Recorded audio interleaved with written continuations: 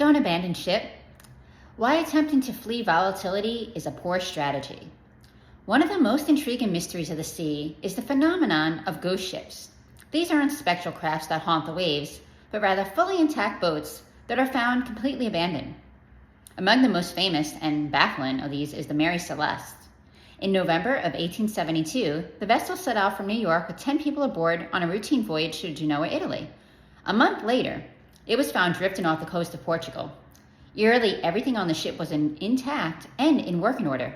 In fact, when the passengers and crew deserted the ship, they left everything behind, including the captain's log. Over the next 130 years, many speculated on what had happened, including Arthur Conan Doyle, the author of the Sherlock Holmes mysteries. In 2002, researchers used log entries and oceanographic data to reconstruct the most plausible scenario. The captain had misidentified his location, and apparently faced with high winds and rough seas, he thought the ship was sinking.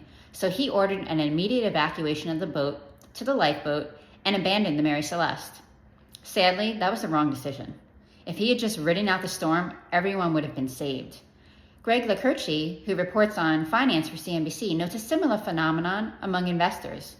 Consider this common scenario, he writes. The stock market hits a rough patch, and skittish investors bail and park their money on the sidelines, thinking it's a safer way to ride out the storm.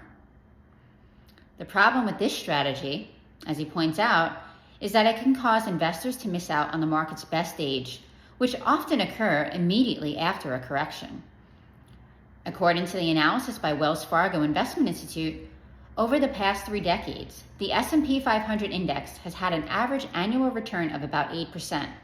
Using a hypothetical example over that 30-year period, if an investor had missed only 10 of those days, he would have earned an average of 5.26% return.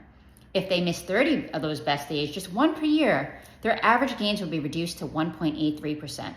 The analyst concluded, missing a handful of the best days over long periods of time can drastically reduce the overall average return an investor could gain just by holding on to their equity investments during the sell-offs.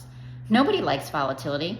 Seeing your hard-earned portfolio drop in value, even for a few days, can cause some very unpleasant emotions.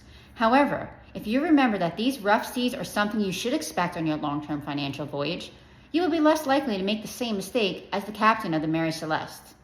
For ways to prepare strategically and emotionally for this market volatility that's sure to come, talk with me and I'll be there to help you.